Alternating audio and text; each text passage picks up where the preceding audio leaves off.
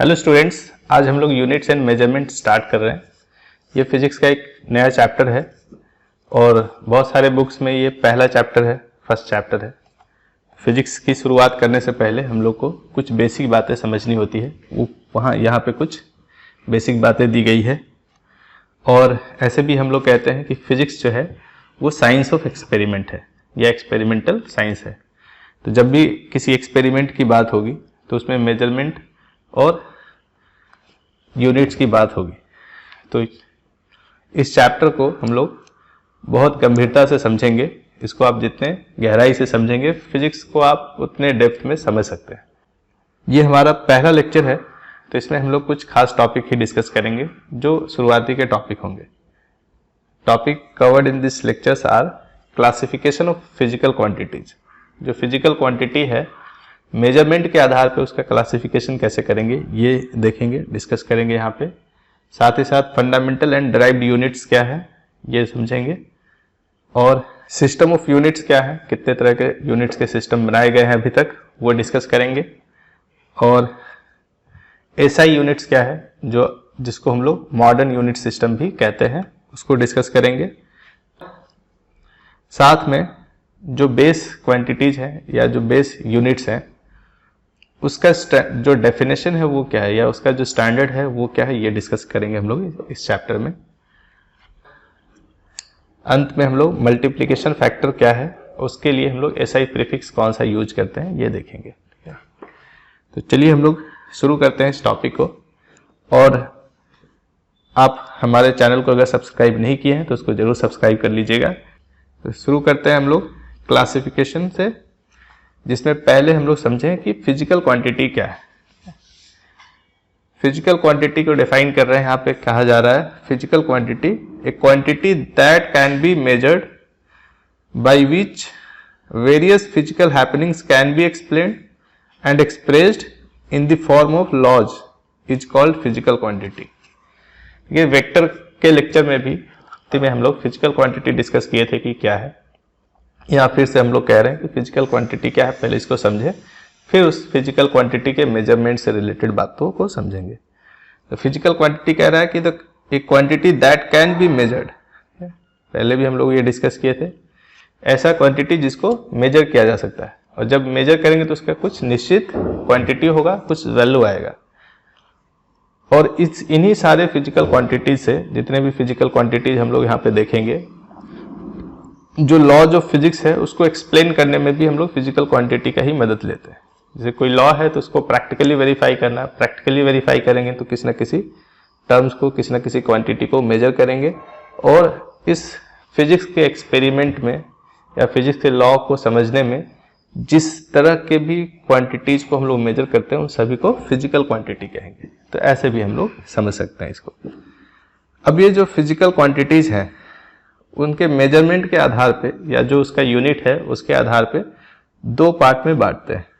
Physical quantities are classified as fundamental and derived quantities. Physical quantity को हम लोग दो पार्ट में डिवाइड कर रहे हैं उनके मेजरमेंट के आधार पे, या तो फंडामेंटल क्वांटिटी कहलाएंगे या डिराइव्ड क्वांटिटी कहलाएंगे। वेक्टर पढ़ते समय हम लोग इसी सारे फिजिकल क्वांटिटीज को दो कैटेगरी में बांटे थे उसके डायरेक्शन के आधार पे। एक को हम लोग स्केलर कह रहे थे जिसका सिर्फ मैग्नीट्यूड है, और दूसरा फिजिकल क्वांटिटी जिसके पास मैग्नीट्यूड के साथ साथ डायरेक्शन भी हो, उसको हम लोग वेक्टर क्वांटिटी कहेंगे। यहाँ पे हम लोग फिजिकल क्वांटिटी को उसके मेजरमेंट के आधार पर डिवाइड कर रहे हैं, fundamental and derived physical quantity. अब इसको थोड़ा विस्तार से समझते हैं कि फंडामेंटल फिजिकल क्वांटिटीज क्या है और डिराइव्ड फिजिकल क्वांटिटी क्या है। अब यहाँ समझे फंडामेंटल क्वांटिटीज क्या है। कह रहे those physical quantities which are arbitrarily defined and from which all other physical quantities can be derived. कह रहे हैं कि वो फिजिकल क्वांटिटीज जिसको आर्बिट्ररली डिफाइन किया गया है या आर्बिट्ररली सेलेक्ट किया गया है, पर उनके मदद से बाकी जितने फिजिकल क्वांटिटीज हैं सबको डिराइव किया जा सकता है, सबको एक्सप्रेस किया जा सकता है, are known as fundamental quantities. तो कुछ फिजिकल क्वांटिटीज हम लोग सेलेक्ट कर लेते हैं, एक minimum set of physical quantities जिसके मदद से बाकी सारे फिजिकल क्वांटिटीज को एक्सप्रेस किया जा सकता है। अब यहाँ पे जो टर्म यूज किया गया है कि इसको आर्बिट्ररली डिफाइन किया गया है, मतलब जो इसका सिलेक्शन है या किसको फिजिकल फंडामेंटल फिजिकल क्वांटिटी कहना है, ये किसी खास लॉजिक पे बेस्ड नहीं है। आप किसी भी को भी सेलेक्ट कर सकते हैं, बस शर्त इतना है कि उसके मदद से बाकी सारे फिजिकल क्वांटिटीज को रिप्रेजेंट किया जा सकता है और उसको खुद को रिप्रेजेंट करने के लिए दूसरे फिजिकल क्वांटिटी की मदद लेनी नहीं पड़ती है। जैसे जब हम लोग मैकेनिक्स पढ़ते हैं तो मैकेनिक्स में कुछ फिजिकल क्वांटिटीज हैं जिसको फंडामेंटल फिजिकल क्वांटिटी कहेंगे, जैसे मास,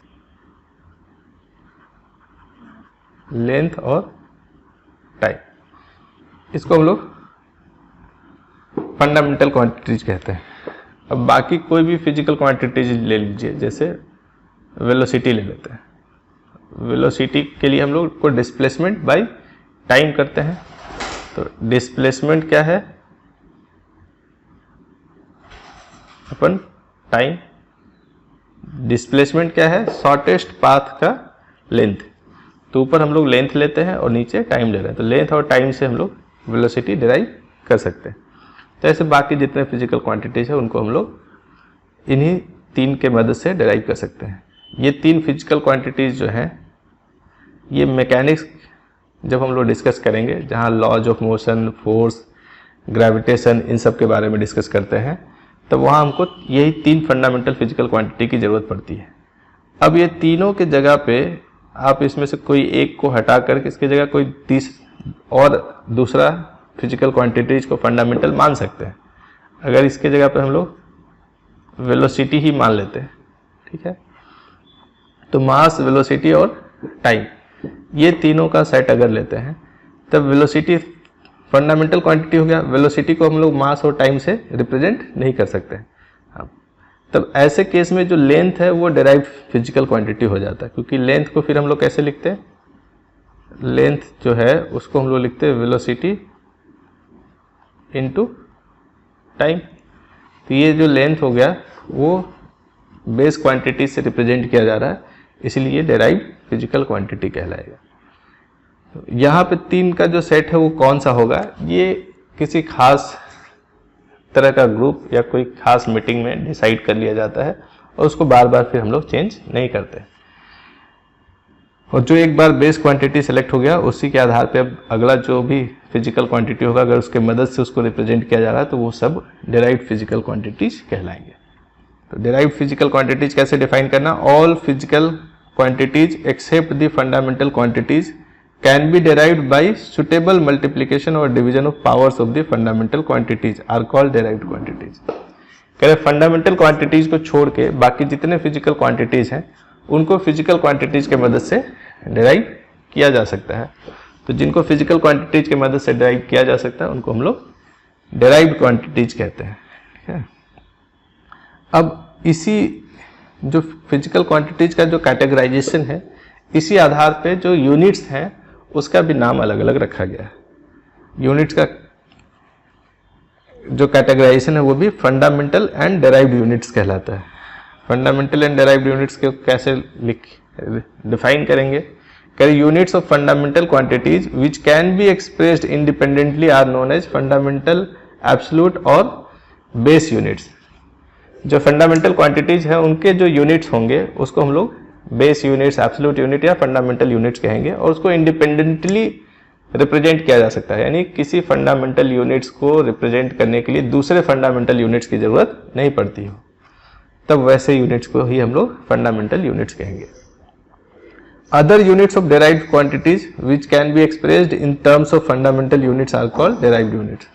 जो दूसरे डिराइव्ड फिजिकल क्वांटिटीज हैं उनके जितने भी यूनिट्स होंगे वो सब डिराइव्ड यूनिट्स कहलाएंगे।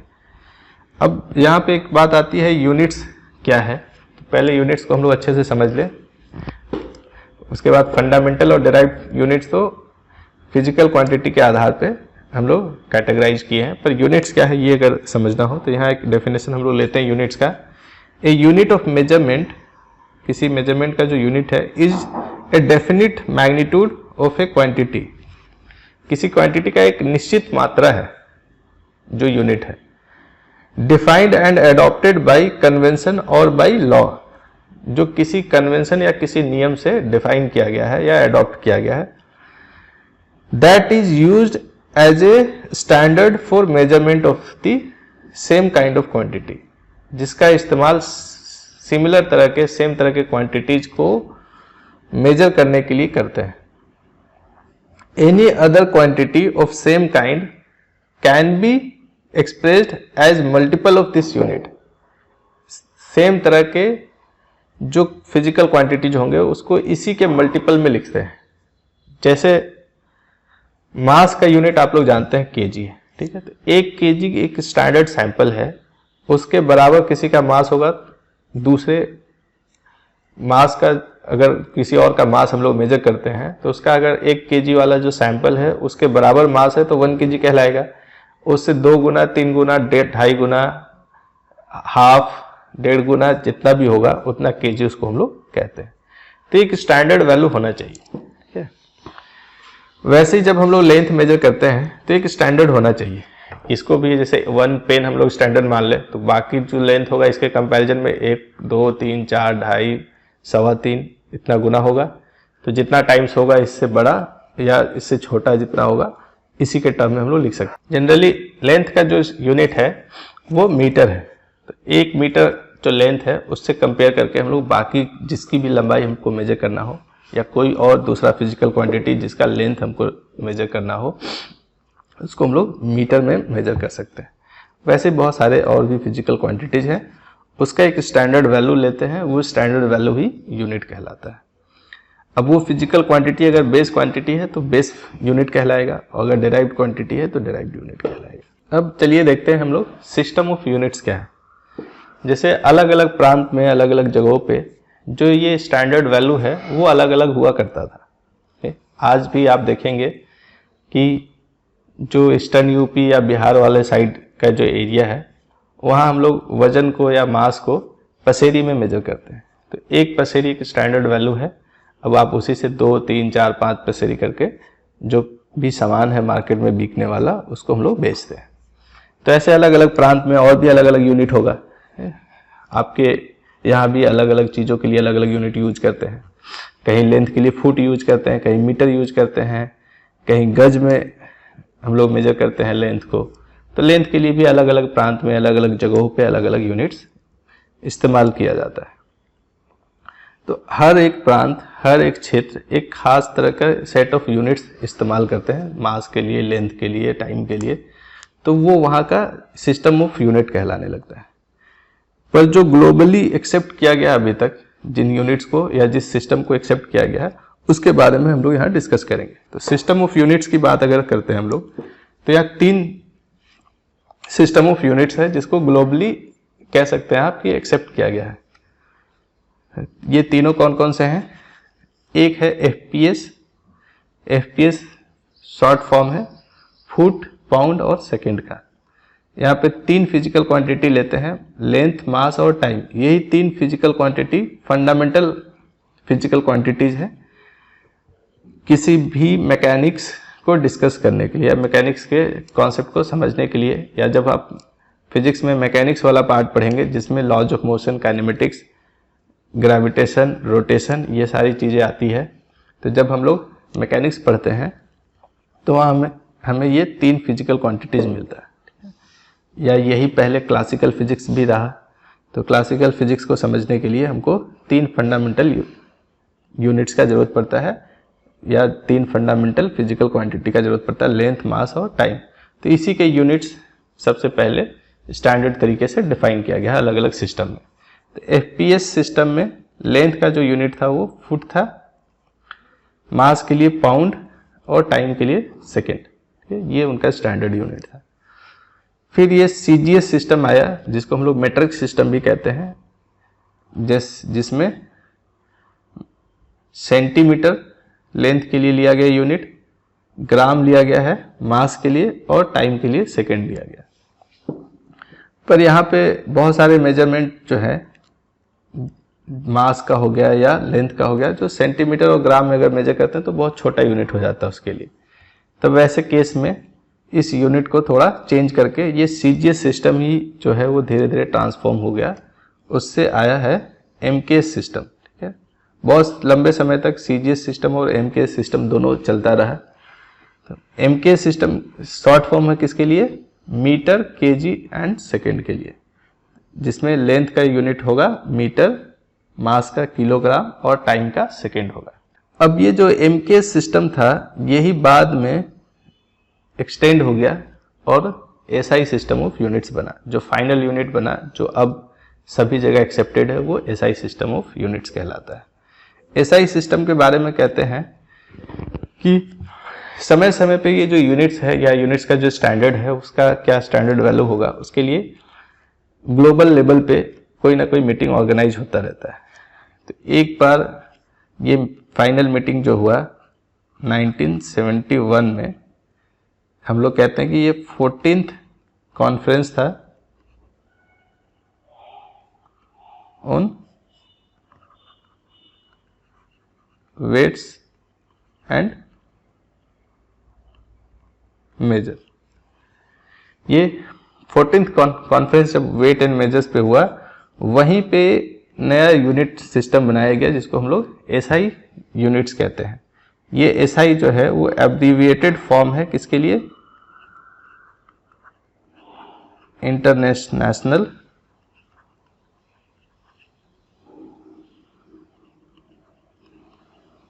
सिस्टम ऑफ यूनिट्स का। ये इंटरनेशनल सिस्टम ऑफ यूनिट्स का ही शॉर्ट फॉर्म एसआई यूनिट्स कहा गया।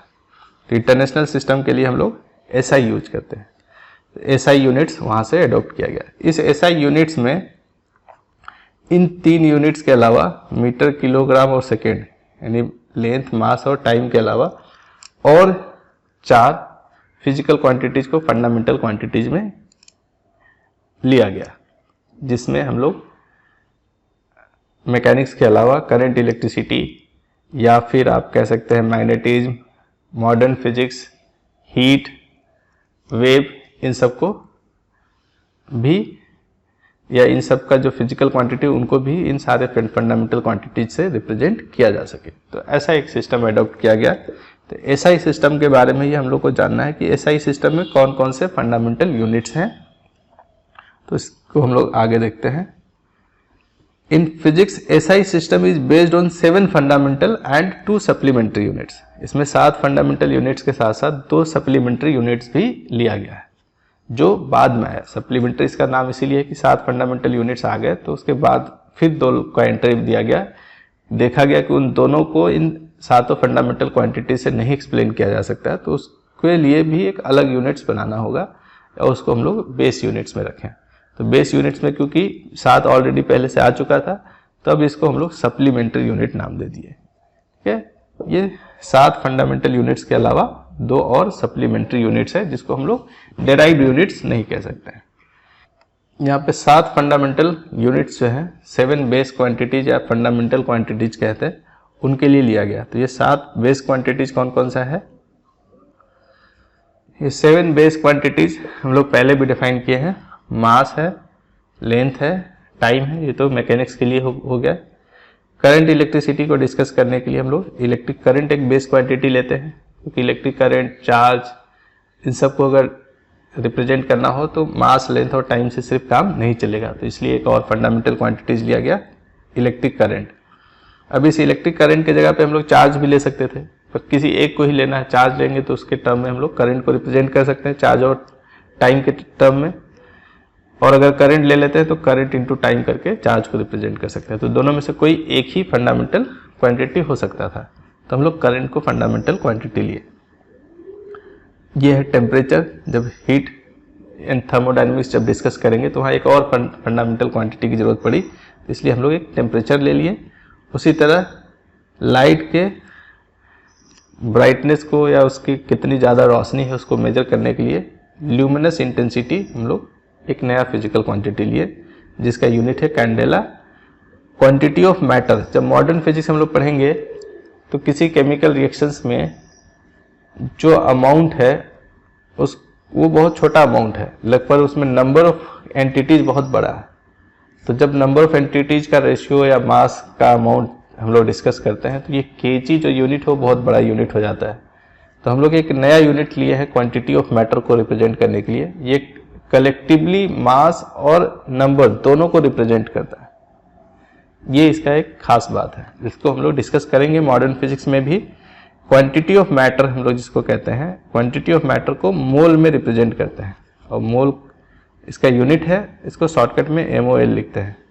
तो यहाँ पे आप देख सकते हैं मास के लिए किलोग्राम, सिंबल केजी है, लेंथ के लिए मीटर, सिंबल स्मॉल m है, टाइम के लिए सेकेंड, स्मॉल s सिंबल है, एम्पियर A कैपिटल A इसका सिंबल है, केल्विन ये SI यूनिट है टेम्परेचर का, और भी यूनिट्स हैं पर केल्विन ही इसका SI यूनिट है।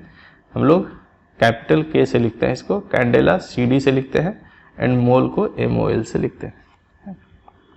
तो ये 7 फंडामेंटल क्वांटिटीज़ हैं। उसके अलावा 2 सप्लीमेंट्री यूनिट्स भी हैं।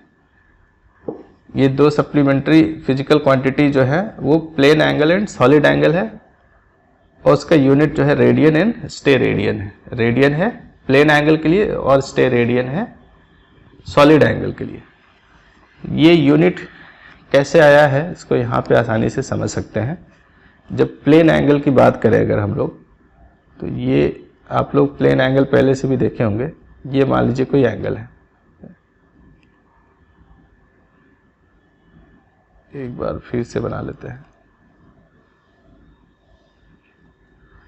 ये कोई एंगल है थीटा, ठीक है। इस एंगल का जो वैल्यू है वो किस पे डिपेंड कर रहा है। यहाँ से हम लोग ऐसे आर्क बनाए, ये S जो है आर्क लेंथ है और ये रेडियस है।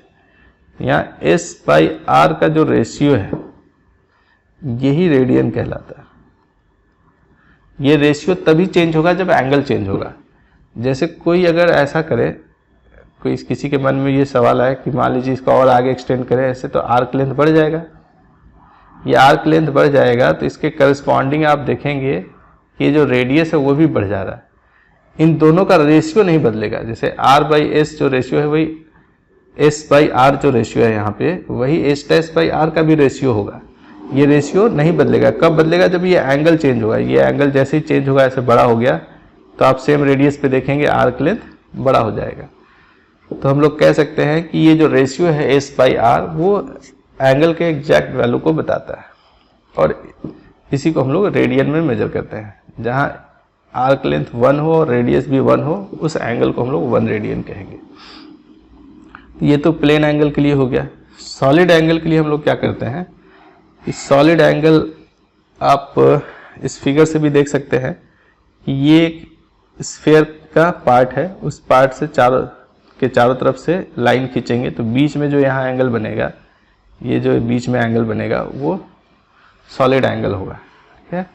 इसको हम लोग जनरली ओमेगा से लिखते हैं, या बहुत छोटा है तो डी ओमेगा से लिखते हैं। इसको कैसे रिप्रेजेंट करें,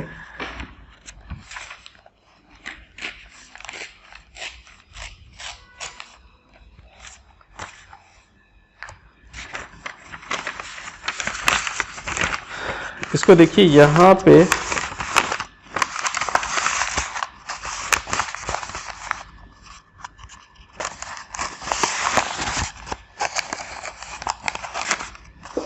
सॉलिड एंगल को हम लोग कोन भी कहते हैं। ये देखिए ये सॉलिड एंगल तैयार हो गया, ठीक है। ये इस तरह से जो दोना बना, अब इसके ऊपर यहाँ पे जो सरफेस एरिया है, ये एरिया के चारों तरफ से लाइन जब ड्रॉ करेंगे तो यहाँ एक सॉलिड एंगल बना, ये सॉलिड एंगल कहलाता है। अब ये सॉलिड एंगल का जो वैल्यू है किस पे डिपेंड कर रहा है, जिस जो वैल्यू है वो यहाँ पे जो एरिया है इसको हम लोग DA कह रहे हैं, या इसको DA प्राइम कर लीजिए। ये जो एरिया है, ये एरिया डिवाइडेड बाय यहाँ पे R जो लिए है रेडियस, इसकी जो दूरी है यहाँ से वो रेडियस कहला रहा है। ये R के स्क्वायर पे और DA पे डिपेंड करता है। जैसे आप इस लाइन को और आगे एक्सटेंड कर लेते हैं, इसको और आगे एक्सटेंड करते हैं, तो ये जो एरिया है वो बड़ा हो जाता है, पर साथ साथ रेडियस भी बड़ा हो रहा है। तो रेडियस जितना बड़ा हो रहा है उसका स्क्वायर टाइम्स एरिया बड़ा हो जाता है। इसलिए area divided by R square अगर लेते हैं तो उसका रेशियो फिक्स रहता है। ये ratio area by R square का रेशियो तब बड़ा होगा जब ये एंगल बड़ा करेंगे। इसको आगे एक्सटेंड करने से ये रेशियो बड़ा नहीं होता है। तो आप कह सकते हैं एरिया बाई आर स्क्वायर जो रेशियो है वो सॉलिड एंगल को रिप्रेजेंट कर रहा है। ठीक है, अब कई बार इसमें क्या होता है, ये जो एरिया है वो सीधा ना लेकर के अगर इस तरह से टेढ़ा ले, जहां पे ये एरिया के परपेंडिकुलर, ये देख लीजिए यहाँ पे ये जो हम लोग एरिया ले रहे हैं, वो एरिया अगर ऐसे सीधा ना लेके टेढ़ा ले और ये जो रेडियल डायरेक्शन है इनके बीच एंगल थीटा बनने लगे और इस डायरेक्शन में एरिया वेक्टर हो जाए, तो इसका प्रोजेक्शन इधर लेते हैं जो कि DA cos थीटा के बराबर होगा। तो हम लोग को हमेशा अगर एरिया टेढ़ा दिया हुआ तो उसका प्रोजेक्शन लेते हैं और यहाँ DA प्राइम के जगह पे DA cos थीटा लिखना होगा, यानी जो एरिया है उसका प्रोजेक्शन जो रेडियल डायरेक्शन के ठीक परपेंडिकुलर हो। यहाँ से अगर कोई रेडियस ड्रॉ करते हैं, बीच से कोई रेडियस, तो जो एरिया हो इससे ठीक परपेंडिकुलर होना चाहिए, ऐसे टेढ़ा नहीं होना चाहिए। टेढ़ा होगा तो फिर आप cos थीटा लगा लीजिएगा। और अगर ये एरिया बहुत बड़ा है तो फिर इस टर्म को हम लोग इंटीग्रेट करते हैं, तब टोटल एंगल मिलता है। DA cos theta by R square को इंटीग्रेट करेंगे तब टोटल सॉलिड एंगल मिल जाएगा। अब ये सॉलिड एंगल होने के लिए एरिया जो है वो ऐसे सर्कुलर शेप में ही हो ऐसा जरूरी नहीं है, ये किसी भी शेप में हो सकता है, इस तरह से हो सकता है। तो ये सर्कुलर कोन बना, ये रेक्टेंगुलर कोन बन गया, तो ऐसे अलग अलग शेप का कोन भी बन सकता है। अब यहाँ तक हम लोग डिस्कस कर लिए हैं कि बेस यूनिट्स क्या है। ठीक है, बेस यूनिट्स या फंडामेंटल यूनिट्स क्या है। यूनिट एक स्टैंडर्ड वैल्यू है, पर एक बड़ा कंसर्न ये आता है कि जो स्टैंडर्ड यूनिट बनाया गया है हम लोगों का, उसका देख रेख कौन करेगा। जैसे 1 मीटर लेंथ का एक स्टैंडर्ड यूनिट है, ठीक है, आप 5 मीटर कपड़ा खरीदते हैं, दुकान पे जाते हैं, तो 5 मीटर जो मेजर करके दिया है वो सही है या नहीं, गलत है, कैसे आप चेक करेंगे भाई। वो अगर आप दूसरे स्केल से मेजर करके देखेंगे, अगर कम निकल गया तो आप उससे लड़ाई कैसे करेंगे। वो बोलेगा कि हम यही स्केल है भाई, हमारी दुकान बहुत पुरानी है, 10 साल से 100 साल से दुकान चल रही है, हम सबको इसी से मेजर करके देते हैं, कभी गड़बड़ नहीं होता है। तो एक समय अंतराल पे क्या होता है कि जो यूनिट है वो घिस करके छोटा बड़ा भी हो सकता है, या उस पर जंग लग गया थोड़ा बड़ा हो गया, या उस पर कुछ और मटेरियल आके एक्यूमुलेट हो गया बड़ा हो गया, या हो सकता है कि वो समय के साथ घिस करके छोटा हो जाए। तो उसका सत्यापन कौन करेगा, उसको वेरीफाई कौन करेगा कि वो सही है। तो उसके लिए एक प्रॉपर डेफिनेशन बनाना पड़ता है बेस यूनिट का, और उसका देख रेख जो वेट्स एंड मेजर का ऑर्गेनाइजेशन है वो करती है। और इसको हम लोग international bureau of weights and measure भी कहते हैं। वो एक ऑर्गेनाइजेशन है जो सारे यूनिट्स का देख रेख करता है, और जितने भी इंडस्ट्री है उसमें एक सामंजस्य स्थापित करना उनका काम है। कहीं पे भी अगर ये डिस्प्यूट हो कि इसका यूनिट थोड़ा बड़ा है, छोटा है, ये चीटिंग कर रहा है, तो वो फिर उससे कंसल्ट करके उसको वेरीफाई करते हैं कि वो सही है या नहीं है। इंडिया में नेशनल फिजिक्स लैबोरेटरी करके ऑर्गेनाइजेशन है जो सारे यूनिट्स का जो स्टैंडर्ड वैल्यू है उसको मेंटेन करता है। अब सवाल ये है कि स्टैंडर्ड यूनिट क्या है, आइए यहाँ पे देखते हैं। उसको समझने के लिए हर यूनिट का जो बेसिक डेफिनेशन है उसको ध्यान रखना है, और जब भी कंफ्यूजन हो तो उसी डेफिनेशन के आधार पे उस यूनिट को फिर से हम लोग बना सके। डेफिनेशन ऐसा हो कि ये जो 1 मीटर का यूनिट है उसको फिर से बनाना हो तो हम लोग फिर से उसको बना सके, और जो समय के साथ बड़ा या छोटा हो गया उसको हम लोग रिप्लेस कर सके। यहाँ हम लोग को कुछ स्टैंडर्ड डेफिनेशन देखना है यूनिट्स का, और उसको ध्यान से समझना है। जैसे मीटर है, 1 मीटर जो लंबाई है वो कितनी दूरी को कही जाएगी। कह रहा था currently accepted definition of metre is the length of path travelled by light in vacuum in 1/299,792.458 second. 1 second की बात नहीं कह रहा है, 1 सेकेंड का ये देखिए 299,792,458 8th पार्ट जो होगा 1 सेकेंड का, उतने समय अंतराल में, बहुत छोटा समय है, इस छोटे समय अंतराल में लाइट जितना डिस्टेंस ट्रैवल करेगा वो 1 मीटर कहलाएगा। तो जब कभी भी 1 मीटर में डाउट हो कि ये थोड़ा बड़ा या थोड़ा छोटा हो गया है तो फिर से हम लोग लाइट ट्रैवल कराएंगे, लाइट का स्पीड ऐसा है जो यूनिवर्सल कांस्टेंट कहलाता है, वो किसी भी हिस्से में किसी भी पार्ट में वही रहेगा, कभी नहीं चेंज होता है। तो लाइट की स्पीड कभी चेंज नहीं होगा। तो वैक्यूम में जब लाइट को हम लोग ट्रैवल कराते हैं इस दिए हुए समय अंतराल में, तो जितना दूरी वो तय करता है वो एग्जैक्टली 1 मीटर होगा। इसको बहुत प्रिसाइजली कराना होगा, ये लैब का काम है। वहाँ पे आप इस एक्सपेरिमेंट को परफॉर्म करके 1 मीटर की जो लंबाई है वो एग्जैक्ट क्या होना चाहिए वो आप चेक कर सकते हैं। उसी तरह किलोग्राम जो है वो किसको 1 किलोग्राम कहेंगे, उसके लिए क्या करते हैं, इसको हम लोग डिफाइन किए थे। It is defined as the mass of a specific cylinder of platinum iridium kept at the international bureau of weights and measures in Paris. अभी भी हम लोग बात कर रहे थे कि international bureau of weights and measures जो है उसका काम है सारे स्टैंडर्ड यूनिट्स को प्रिजर्व करके रखना। तो 1 kg के लिए उन्होंने एक सैंपल रखा है, प्लैटिनम इरिडियम का एक सिलेंडर है। प्लैटिनम इरिडियम इसलिए लिया गया है कि ये बहुत ही इनरिएक्टिव मेटल है, जल्दी वो किसी से रिएक्ट नहीं करता है, यानी उसका कोई क्षय नहीं होगा, वो समय के साथ घटेगा बढ़ेगा नहीं। तो उसका जो मास है उसको हम लोग मान के चलते हैं वो लगभग कांस्टेंट रहेगा बहुत लंबे समय तक। तो उसी को एक स्टैंडर्ड 1 kg मान लिया गया है। और जब कभी भी किसी का 1 kg का सैंपल बड़ा छोटा हो जाए तो उसी से वेरीफाई करना होगा। पहले इसका डेफिनेशन थोड़ा और क्लिष्ट था। पहले डेफिनेशन था कि 1 डेसीमीटर क्यूब वॉल्यूम का वाटर अगर 4 डिग्री सेंटीग्रेड पे लेंगे प्योर वाटर तो उसका जो वेट होगा वो 1 kg माना जाएगा। तो उस डेफिनेशन से भी हम लोग वेरीफाई कर सकते हैं, लेकिन वो एक्सपेरिमेंट परफॉर्म करना थोड़ा डिफिकल्ट है। इससे डायरेक्ट हम लोग कंपेयर कर सकते हैं, तो हम लोग इसी का इस्तेमाल करते हैं। इसी तरह अगर सैंपल की बात करें तो 1 मीटर के लिए भी एक प्लैटिनम इरिडियम का एक रॉड है जो 1 मीटर लेंथ को रिप्रेजेंट करता है, उसी से जनरली हम लोग कंपेयर करते हैं। जब उसमें भी डाउट हो जाए तब इस डेफिनेशन से हम लोग जो 1 मीटर का स्केल है उसको वेरीफाई करेंगे, चेक करेंगे कि वो एग्जैक्टली 1 मीटर है या नहीं है। उसी तरह टाइम के लिए भी हम लोग को एक डेफिनेशन चाहिए कि 1 सेकेंड एग्जैक्टली क्या होगा।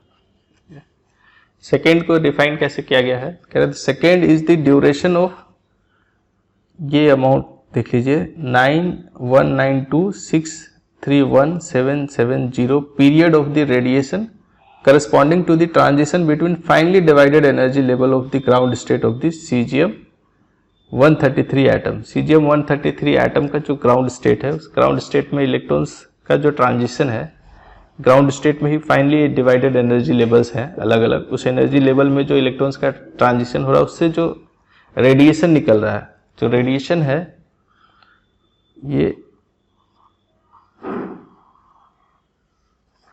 सीजीएम एटम मान ले रहे हैं, इसके ग्राउंड स्टेट में ही फाइनली डिवाइडेड एनर्जी स्टेट है, मतलब एक ये अलग एनर्जी स्टेट है और ये अलग एनर्जी स्टेट है।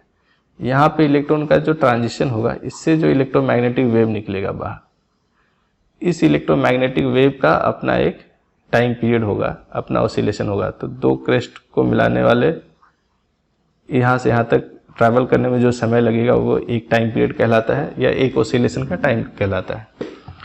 तो ऐसे इसको कितना ऑसिलेशन करना है, 1 सेकेंड में ये इतने बार ऑसिलेट करता है, 91926317770 पीरियड्स, यानी इतना टाइम पीरियड होना, यानी इतने ऑसिलेशंस करना। इतना ऑसिलेशन जब वो करेगा तब 1 सेकेंड टाइम होता है।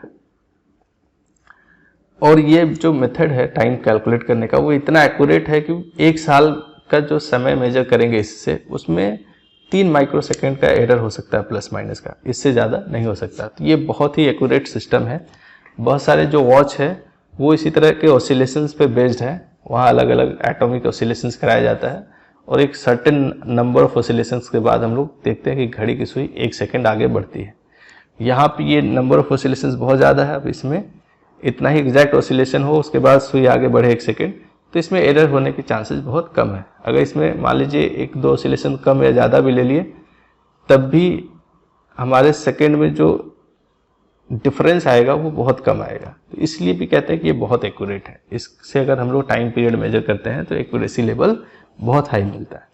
और जब कभी भी जो टाइम बताने वाला वॉच है वो सही टाइम ना बताए तो उसका 1 सेकेंड सही है, करेक्ट है या नहीं है, उसको चेक करने के लिए हमको इसी लैब में आना होगा और इसी डेफिनेशन से 1 सेकेंड जो है वो इसके हिसाब से जो 1 सेकेंड होना चाहिए उसके बराबर है या नहीं ये चेक करेंगे।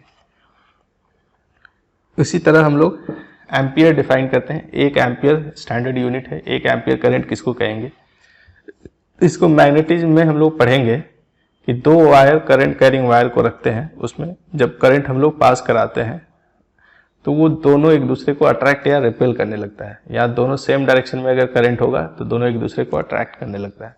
दोनों में same amount of current pass कराएं, जो करंट इसमें जा रहा है वही करंट दूसरे वायर में भी जाए, उतना ही अमाउंट ऑफ करंट, और दोनों के बीच का लेंथ जो डिस्टेंस है उसको 1 मीटर रखा जाए। तो कह रहे हैं ampere is that constant current which if maintained in 2 straight parallel conductors of negligible circular cross section, यानी दोनों वायर बहुत पतला होना चाहिए, एंड प्लेस्ड 1 मीटर अपार्ट, दोनों वायर को 1 मीटर की दूरी पे रखनी है, in vacuum would produce between these conductors a force equal to 2 into 10 to the power 7। Force कितना प्रोड्यूस करे?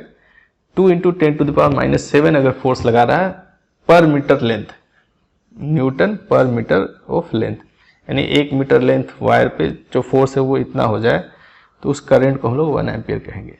यहाँ पे हम लोग देखते हैं कि जो फोर्स है वो करंट के प्रोपोर्शनल है, करंट जितना बढ़ाते जाएंगे फोर्स बढ़ता जाएगा। तो आप 1 एम्पियर करंट को मेजर कर लिए हैं, अब ये फोर्स 2 गुना 4 गुना 5 गुना होगा, तो उस हिसाब से करंट 2 4 5 10 ऐसे होता जाएगा। तो आप 1 एम्पियर करंट का वैल्यू समझ गए फोर्स से, तो अब 2 एम्पियर 3 एम्पियर 4 एम्पियर उसी करंट से कंपेयर करके बाकी जो करंट्स होंगे दूसरे सर्किट में उसको मेजर किया जा सकता है। या 1 एम्पियर जो करंट मेजर करने वाला इंस्ट्रूमेंट हो सही मेजर कर रहा है या नहीं, उसको हम लोग इस तरीके से वेरीफाई कर सकते हैं। तो ये 1 एम्पियर करंट का डेफिनेशन हो गया। वैसे ही हम लोग डिफाइन करते हैं कैंडेला, यानी कितने लाइट को 1 कैंडेला कहेंगे। आप अपने घरों में देखे होंगे कि घर के सरफेस पे हर एक पॉइंट्स पे लाइट जो है वो बराबर नहीं है, कहीं ज़्यादा है कहीं कम है, तो उसको मेजर कैसे करेंगे? कैंडेला में करेंगे कि कहीं 1 कैंडेला, कहीं 2 कैंडेला, कहीं 3 कैंडेला है। तो ये जो 1 कैंडेला ल्यूमिनस इंटेंसिटी है वो किसको कहा जाएगा? कह रहे it is defined as luminous intensity in a given direction observed from a source of monochromatic light of frequency this। एक मोनोक्रोमेटिक लाइट सोर्स लेना है जिसकी फ्रीक्वेंसी कितनी हो 450 into 10 to the power 12 hertz, that has an intensity of 1 divided by, ये 1 divided by है 1 divided by 683 watt per stay radian। उसमें कह रहे हैं पर रेडियन, पर स्टे रेडियन कहने का मतलब है, अभी भी सॉलिड एंगल के बारे में हम लोग डिस्कस किए, ये सॉलिड एंगल है ऐसा, इसमें 1 रेडियन कब कहलाएगा? जब ये एरिया 1 लिया जाए और इसका रेडियस भी 1 हो जाए, तो ये जो एंगल बनेगा 1 रेडियन कहलाएगा, स्टे रेडियन कहलाएगा। इससे जो लाइट निकल के आएगी, कौन सी लाइट? मोनोक्रोमेटिक वेव का लाइट सोर्स का जिसका फ्रीक्वेंसी इतना दिया गया हो, तो इस फ्रीक्वेंसी पे ये लाइट इस एरिया से जो निकल के आएगा उसकी जो इंटेंसिटी होगी उस इंटेंसिटी को हम लोग 1 कैंडेला कहेंगे। तो इस तरह से 1 कैंडेला लाइट का इंटेंसिटी क्या है इसको हम लोग डिफाइन कर सकते हैं। उसी तरह हमारा एक यूनिट है केल्विन, टेम्परेचर के लिए। तो हम लोग जानते हैं कि जो 0 डिग्री सेल्सियस कहते हैं उसको केल्विन में 273.16 केल्विन कहते हैं। तो जो फ्रीजिंग पॉइंट है इसको हम लोग ट्रिपल पॉइंट ऑफ वाटर भी कहते हैं। ट्रिपल पॉइंट कहने का मतलब है, ट्रिपल पॉइंट ऑफ वाटर कहने का मतलब होता है कि आप वाटर को के टेम्परेचर को कम करते जाइए, जब 0 डिग्री पे आ जाएंगे, एग्जैक्ट 0 डिग्री या जिसको हम लोग फ्रीजिंग पॉइंट कहते हैं, वहाँ पे वाटर आइस में कन्वर्ट होने लगता है। और अगर पहले से आइस है उसको उस पॉइंट तक ले आएंगे तो आइस वाटर में कन्वर्ट होने लगता है। तो वहाँ एक इक्विलिब्रियम स्थापित होगा जिसमें वाटर आइस में कन्वर्ट होता रहेगा, आइस वाटर में कन्वर्ट होता रहेगा, और बीच में कुछ वाटर आइस में, आइस वाटर में। तो आप उस समय देखेंगे कि वाटर भी मौजूद होगा और आइस भी मौजूद रहेगा एक फिक्स्ड अमाउंट में। और साथ साथ अगर उसको क्लोज्ड पैक्ड कंटेनर में रख दें तो हर एक स्टेट में इवेपोरेशन होता रहता है मैटर का। तो कुछ पार्ट इवेपोरेट होकर के वेपर फॉर्म में भी रहेगा।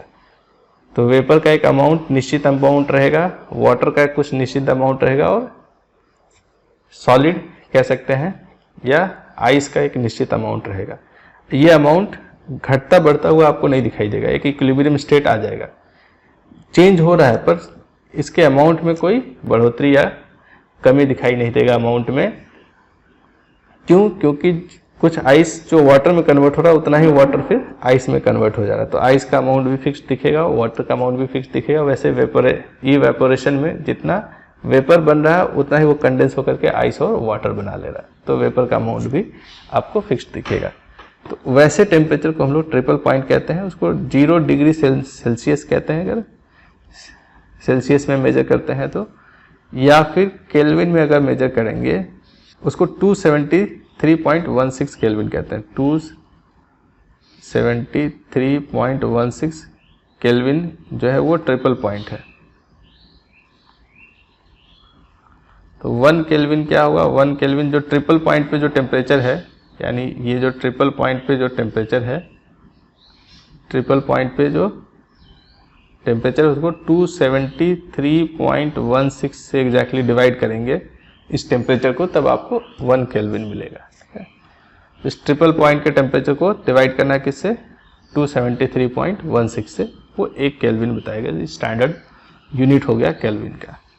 ऐसे ही हम लोग डिफाइन करते हैं, ये आखिरी बेस यूनिट है मोल।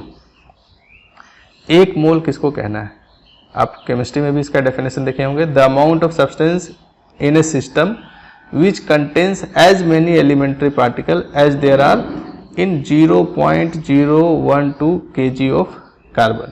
इसको हम लोग 12 ग्राम भी कह सकते हैं, ग्राम ऑफ कार्बन 12। कार्बन 12 कहने का मतलब जो कार्बन है, हर एक कार्बन आइटम का मास बराबर नहीं होता, अलग अलग मास के कार्बन आइटम होते हैं, इसको आइसोटोप्स ऑफ कार्बन भी कह सकते हैं। तो कार्बन 12 भी है, उसी तरह कार्बन 13 है, कार्बन 14 है, सबका मास अलग अलग होगा। तो हमको लेना है कार्बन 12।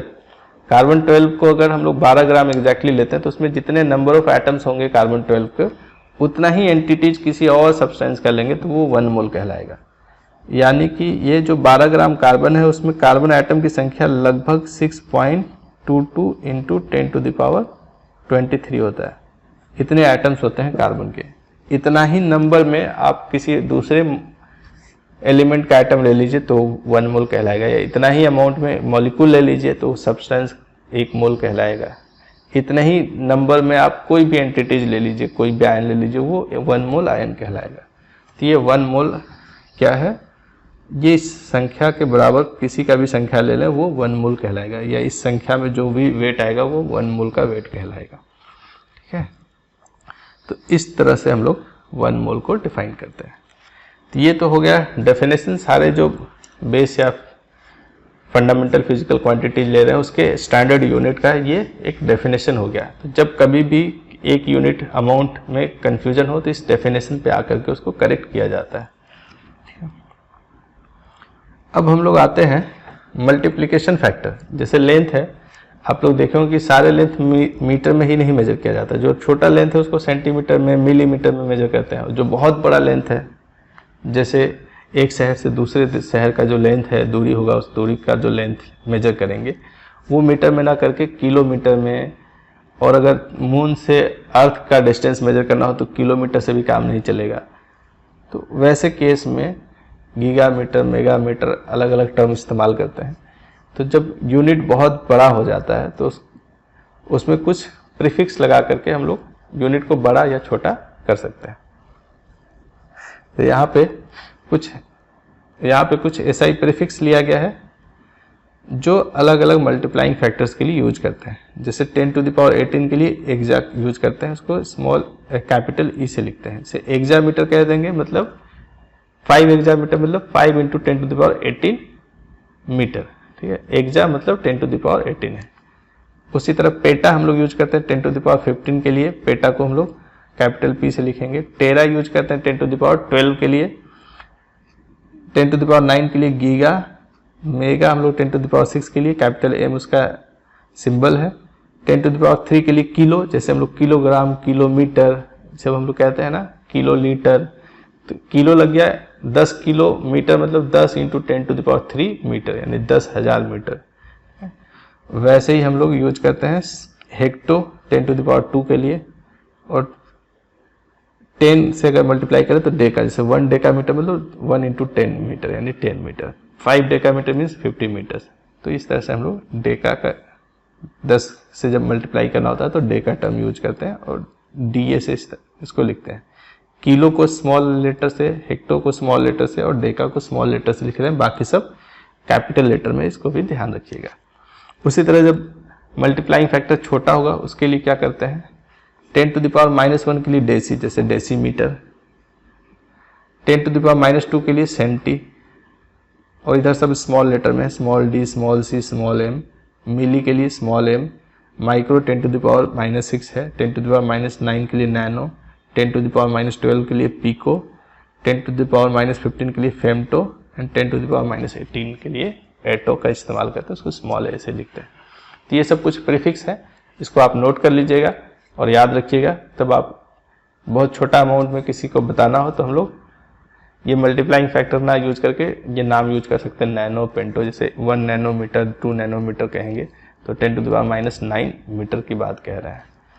तो इस तरह से हम लोग ये एसआई प्रीफिक्स का इस्तेमाल करके बड़ा और छोटा यूनिट को भी, या किसी बड़े कोई फिजिकल क्वांटिटी जिसका अमाउंट बहुत बड़ा हो, बहुत छोटा हो, उसको भी हम लोग मेजर कर सकते हैं। और उसके इस प्रीफिक्स के साथ यूनिट का इस्तेमाल करके उसको हम लोग एक छोटे नंबर से उसका लेंथ को या जो भी अमाउंट है, अमाउंट को रिप्रेजेंट किया जा सकता है। अगले लेक्चर में हम लोग डिस्कस करेंगे कि ये जो लेंथ है, मास है, टाइम है, उसका रेंज बहुत बड़ा है। जैसे मास की बात करेंगे तो हम लोग एटम के मास को भी मेजर करते हैं, जो कि बहुत छोटा है, उसको केजी में मेजर करना बहुत डिफिकल्ट है। अर्थ के मास को मेजर करना हो, सन के मास को मेजर करना, किसी स्टार के मास को मेजर करना हो, तो सभी जो मास मेजर करने का तरीका है वो एक नहीं होगा। छोटा मास को मेजर करने का तरीका अलग होगा, बड़ा मास मेजर करने का तरीका अलग होगा।